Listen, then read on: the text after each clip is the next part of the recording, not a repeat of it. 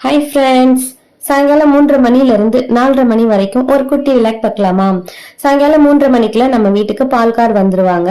நான் எங்க வீட்டுக்கும் தம்பி வீட்டுக்கும் சேர்த்து பாலை வாங்கிட்டு வந்துருவேன். வாங்கிட்டு வந்து கிச்சன்ல வச்சுட்டு நான் அடுப்புல பாலை வச்சிருவேன். அந்த வகையில நான் இன்னைக்கு பால் எடுத்துட்டு உள்ள வரும்போது ஹஸ்பண்ட் கூப்பிட்டாங்க. என்னன்னு போய் பார்க்கும்போது வீட்டுக்கு பசங்களுக்கு எல்லாம் ஸ்நாக்ஸ் வாங்கிட்டு வந்திருந்தாங்க. அதை வாங்கி நான் உரமா வச்சுட்டு பால் அடுப்புல வச்சுட்டேன். அப்புறம் குட்டி பையனுக்கு கேக் எடுத்து கொஞ்சம் ஊட்டி விட்டுறதான் சொல்லிட்டு எடுத்தேன்.